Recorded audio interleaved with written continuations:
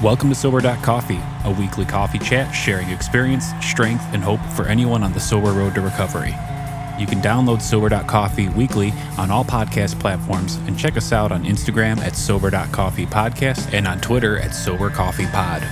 To learn more about us and to help support these sessions, visit online at Sober.Coffee. Here are your hosts, two guys on their own path to recovery, Mike and Glenn. Let's join them at the coffee shop. Good morning, Glenn. Broadcasting live from beautiful downtown Frankfort, Illinois. What's up, my brother? Hey, how you doing? Man, you just never know what's going to happen in this coffee shop. You just never know. Right? We're actually mobile today, man. We're mobile, yeah. We're mobile. We're exciting. Like Brian and Zach. Yeah. Amazing, man. They brought the entire guts of the studio live just to fill everybody in. We are at a recovery retreat. Right. AA recovery retreat. And, you know, about an hour from Brian and Zach, right? Mm-hmm. And they packed everything up, brought it out, and we've got about 30-some people who have gathered for Saturday and Sunday. Mm-hmm. And the theme of the weekend is the seeds we sowed in recovery, right? So some of them, we looked at the seeds we sowed that drove our alcoholism, or as I like to say, drove us to alcoholic hell. Mm-hmm. And then when we hit our quote-unquote bottom, or when we made a decision that this isn't good for us, right? Let's change. What seeds do we sow, or actions or decisions do we make, right? They got us on the recovery path.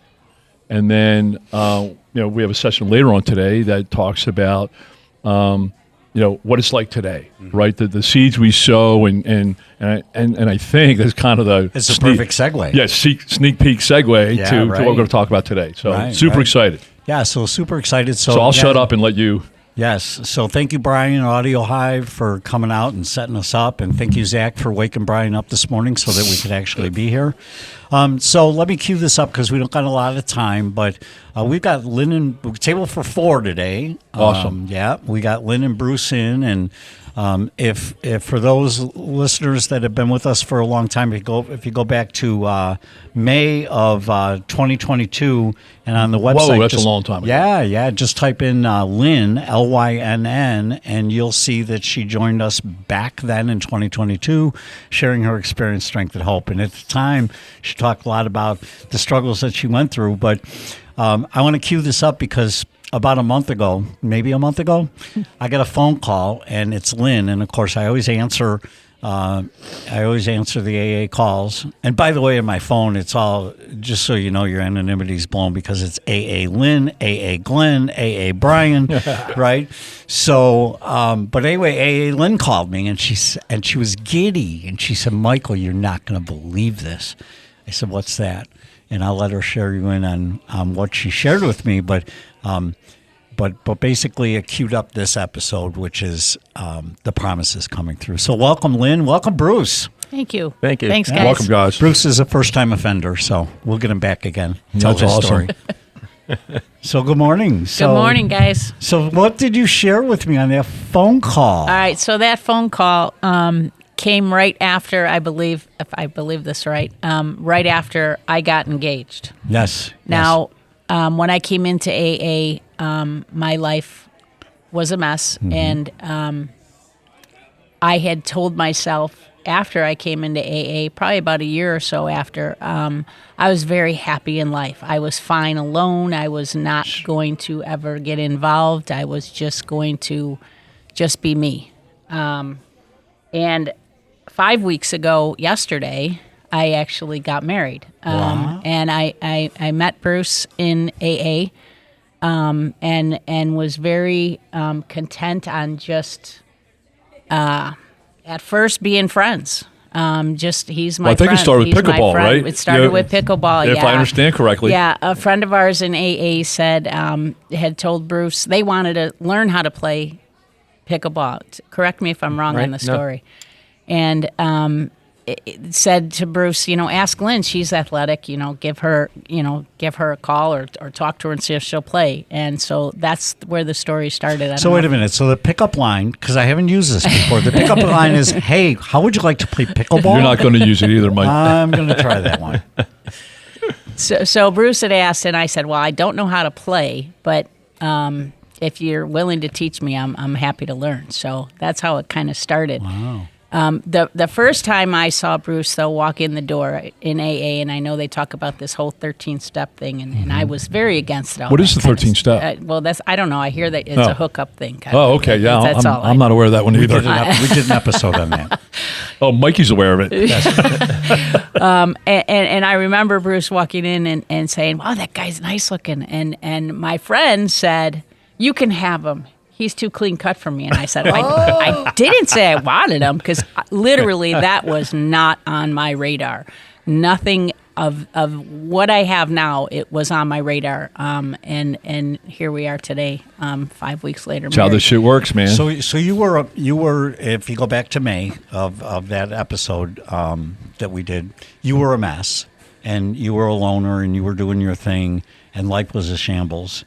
And tell me about life today, and we hang on this thing called the 9 Step Promises, and they're on page 85, 86 of the big book. I think I'm shouting out numbers here, but and they talk might about, want to fact check that one. Yeah, they yeah, right. They talk about, the promises talk about how life can transition for us, and Lynn, life obviously has transitioned for you, but how the promises played out in your life. All right, let me start with the very last sentence. The very last sentence of the promises is, they will always materialize if we work for them. I truly believe that. I truly know that the only way any of these promises have come true is because I actually work for them. I don't feel like I work for them now. In the beginning, I worked really hard. Yes, you did. Now I feel like it's because I'm living them. And it's easier, and I don't have to work at it as much, because I've learned that if I do work at them, things just start to fall into place. We're going to know a new freedom and a new happiness. My life today is so polar opposite of what it was 5 years ago, 4.5 years ago, when I came in the rooms. Man, I have moved to Florida. Right when I first came into AA, and I don't even know how to explain the freedom that I have inside. One of our friends calls AA, it's an inside job, and man, that's exactly what it is. But today my life is happiness, it's joy, it's freedom, it's love, it's God, the words they just keep coming. But now again, I have my kids are in my life, my grandkids are in my life. I get to go visit them. All those things would not have happened if I didn't join AA. It talks about not regretting the past. The only thing I would say is sometimes I wish I would have got here sooner. But if I would have got here sooner, my path would be completely different. Yeah, Lynn, you know what they say? You need every last drink to really make it work. Right. Right. And I've said that 100. Oh, man, I wish I did this 5 years earlier. I would have avoided this. I needed every drink to get me right at the point of surrender. And I think that is meant to be. So yeah. I wouldn't beat yourself up too much. No, and I don't. It's just I sometimes, like I do say sometimes, as far as my kids goes, I wish I could have done something different, but I can't go there. I can't regret if the timing, that. The pickleball match wouldn't have happened if it was at a different time. Then that's very true too. Right? I say now, AA got me where I am today. With Bruce lived in Connecticut. I lived in Chicago. I know I'm going to screw this up. It's the triangle. So the AA is a triangle: unity, recovery, and service. And I look at Chicago. I know you people can't see me, but I'm putting up a triangle here. Right. I'm pointing a triangle. Chicago, Connecticut, Florida. We both ended up in Florida. I ended up in Florida independently, because I know this was God's path for me. Yep. You can't make this stuff up. And that's truly how I believe our story started, is because God had a path for us. I chose the things that I did in life, and God directed me in the right direction. And we ended up in Florida, like literally, we lived 7 minutes away from each other. We ended up at the same AA meeting. That just doesn't happen because it just happens. Now you live a lot closer than 7 minutes. Now I live like in the same house. That's right.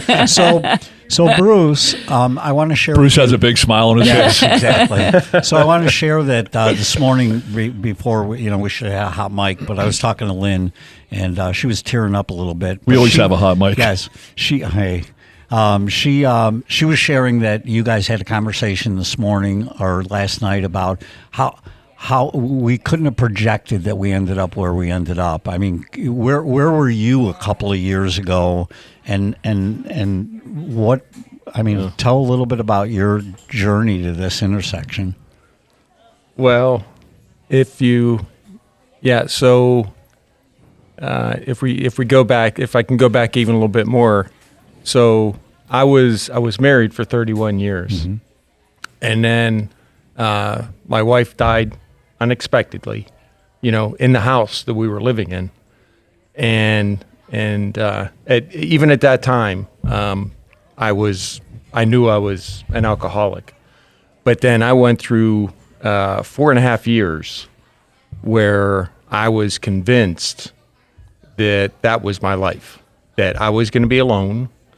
And my only friend I was ever going to have was beer, and I was not looking for anybody because that was going to be my life. I was sure that this was the path that God chose for me, and my at the time, so this was all during COVID, and my son was living with me, and something started to happen with me that.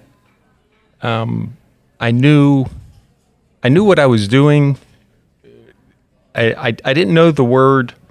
I never used the word unmanageable. I knew that what I was doing was going to be unsustainable, and my habits started to change. So there was a point in my life, if I can even go back even further, there was a point in my life where with my first wife, she was my drinking buddy. I mean, that was the marriage. She was my drinking buddy. And then in the mid 1990s, she got really sick from drinking, and then she was able to just stop. And that was it. Overnight, she was hospitalized. She came out. She was a smoker. She was a drinker. She stopped overnight. And prior to that point in time, she was 5 foot tall, and she used to refer to herself as being fun-sized. Mm-hmm. But that day that she came out of the hospital and she could no longer drink, I had no intention of stopping to drink. And she went from being fun-sized to being short. And the reason I'm making that distinction is because I wanted to keep on drinking, and the only way to do it was to hide it. So I went up high. So I hid all my beer up high where I knew that she couldn't get to it, right? And I continued to do that. I mean, I'm talking mid-1990s, right? I've been in AA, it was 3 years last week. Wow, congratulations. So I got to the point, so we're in COVID, my son was living with me, but something started to occur with me where it wasn't that I knew I couldn't stop drinking on my own. I knew I needed help, but the only help that I knew that I could, the only way I knew at that point in time to get help was to get caught. So I started getting sloppy. So instead of, breaking down, I was a 30-pack a day light beer drinker. Mm-hmm. But I would break. Well, at least you're watching your calories. Yeah, Smart. Right, yeah. And I watched what I ate, so Mm-hmm. But so I would take a 30-pack and break it down and put it in my dresser drawers, And and you just look at the stuff that we used to do. And even when I lived alone, I hid my beer. I mean, I never used the refrigerator. Mm-hmm. I mean, what the heck? But anyway, as it got later, I was getting to the point that I'd just take a 30-pack and put a sheet over it. Mm-hmm. It's like I was looking to get caught, right? And that's eventually what happened. And my son was like I say, he was living with me at the time, and we were both working from home because it was COVID. Dangerous combination. Right, and he came in. I remember it was a Friday afternoon. It was May 6th, 2022. I was using the dining room as my office. He was using the family room as his office. I had been drinking all day, right, and I became a pro at choosing what I was going to work on, so I could.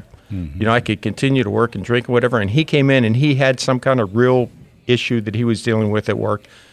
And he came in to consult with me to get my opinion. And he went off, and I don't remember exactly what it was, but he asked me my opinion after this real long, question, and I just basically said, something like, wow, or that sounds tough. Right, and right then and there, he knew that something was up, right, and so he just marched right upstairs, and I could hear him looking around, like he knew, and I was like, he was on the hunt. He was on the hunt, and so I at that point I kind of knew the gig was up, but so I'm sitting in my dining room, and I had this 2-floor foyer, and it's a hardwood floor. So I'm sitting in my dining room, and I hear him upstairs, and he's walking over, and he had found half of a 30-pack, and he dropped it from the second floor down onto the hardwood floor. Awesome, right? And it just slammed, right? And you could just imagine how loud it was. Yeah. And my first thought was, my beer. None of them opened. Yeah, right. Right, and that was the thinking, right? But that was, and then... So was that your day of reckoning? That was, well, so what happened was I went into the family room, and I had this lazy boy sitting, in the corner, and he pulled up a chair in front of me, and he didn't let me get out of that chair. Okay. And he just... Intervened. He intervened, right? So at that point, I knew about AA, didn't really know that much about it. And I said, okay, I'm going to go to an AA meeting. So on Saturday, I found an AA meeting, and I said, I'm going to go. And he was convinced. He says, I'm going with you. I need to know that you're going to go. I'm following you there. I'm going with you in the meeting. I'm like, no, I said, you can't go with the meeting. I'm going to go do this, whatever. And so we go. I get in my car. He gets in his car. And I'm just about to pull out of the garage, and he taps on the window, and he says, "Get out of the car." And I said, "Okay, right?" And he says, "Wow." He says, "You're really going to do this? You're really going to go to an AA meeting?" I said, "Yeah, that's what I said I was going to do." And he says, "No." He says, "You were going to do that. That's good enough." And my brain is saying, "All right, I got an opening. I'm out. I made it. I can get back. And then." So I go I sleep on it, and I was like, nope. You're going. I said, this has got to change, right? So then on Sunday, I went and I found a meeting, and I went to it, and it wasn't the kind of meeting that I wanted. They never are. Right. It ended up being more of an NA meeting instead of an AA meeting.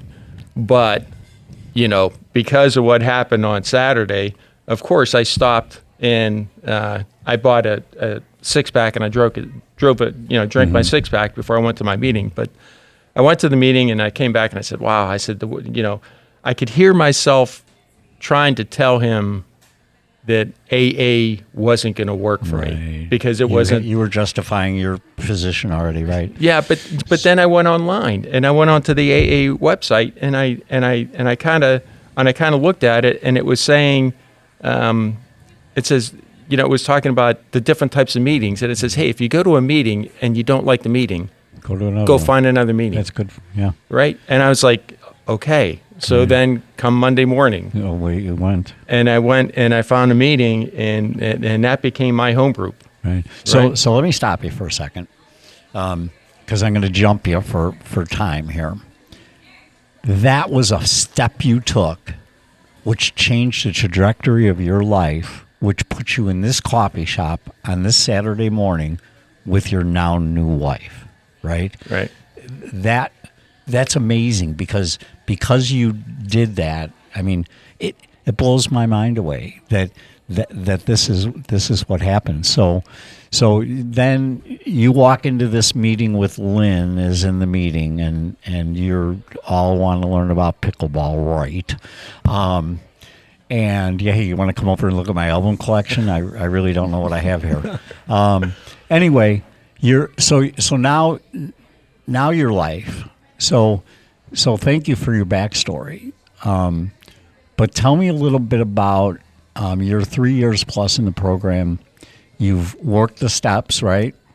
So you worked the 9th step, and now these promises are coming true. And Lynn was quoting a couple of the promises about freedom and happiness. Tell me, Bruce, a little bit about where you're at now.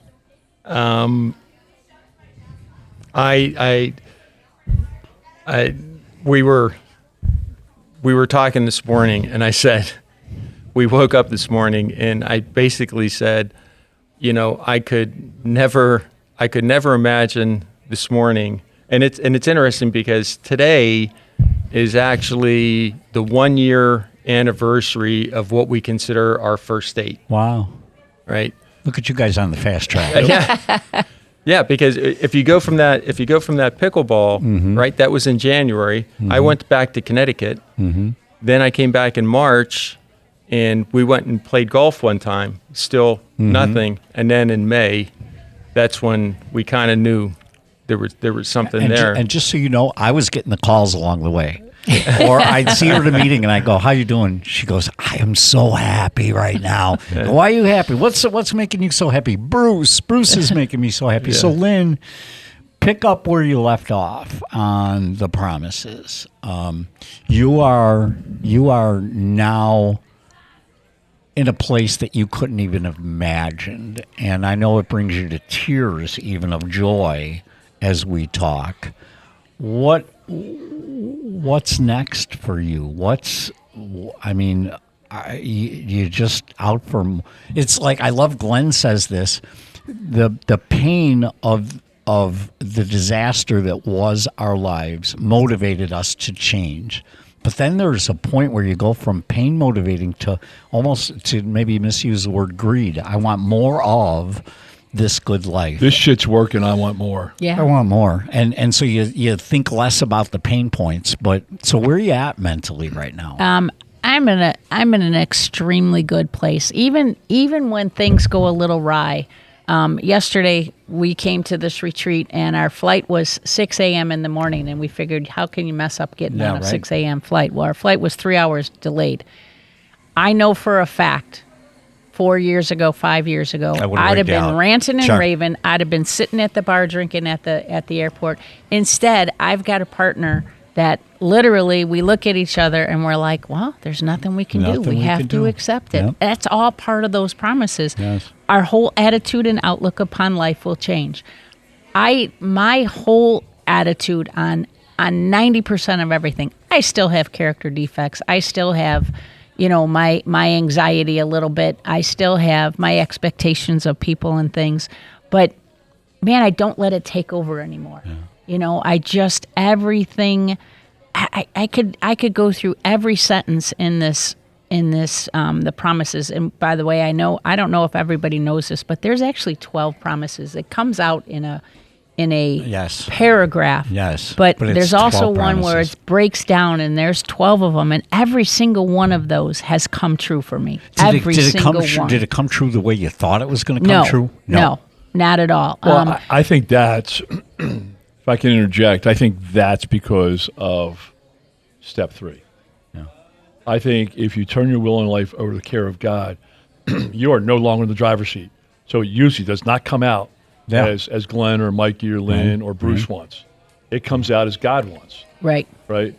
As your higher power wants. And that, I think, is a big difference. Right. Yeah. So I'd like to wrap up. Well, can I do this before you wrap up? Because you're so good at wrapping up. Chatting with Bruce yesterday. Yeah. Right.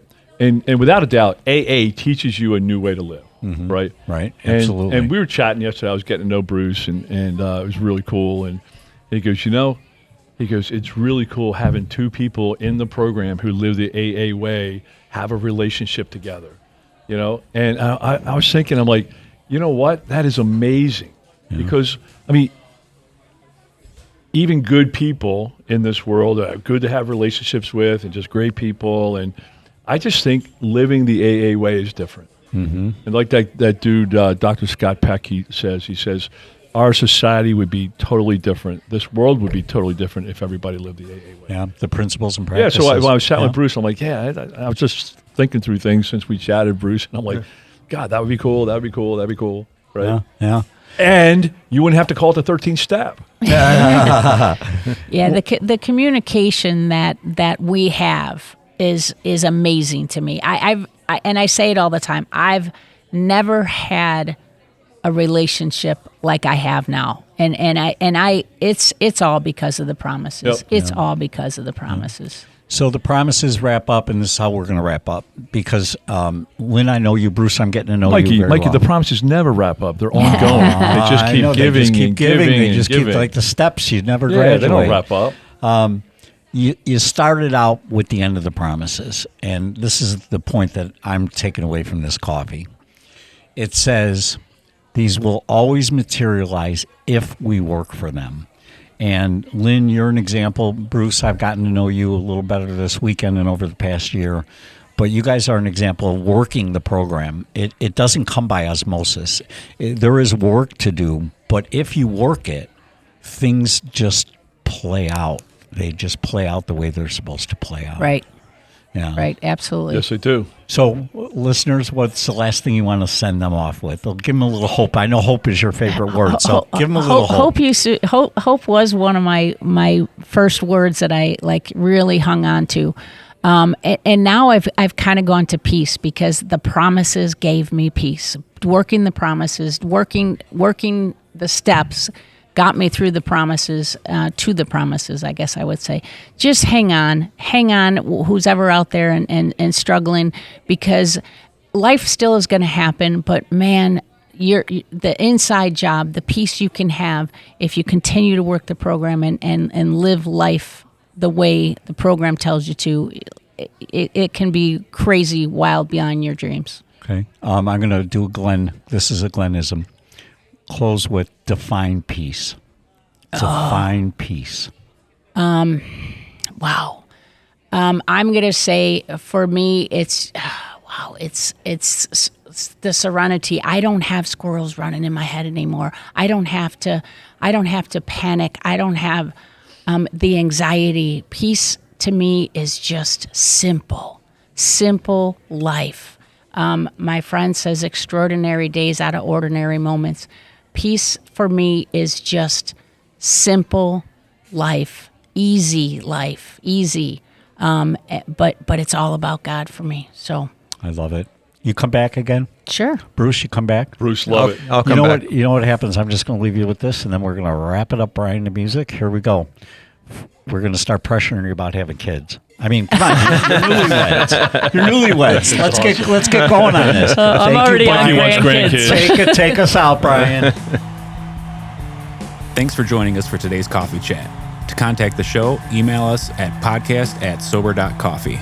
If you need immediate help, the AA hotline is 800-839-1686.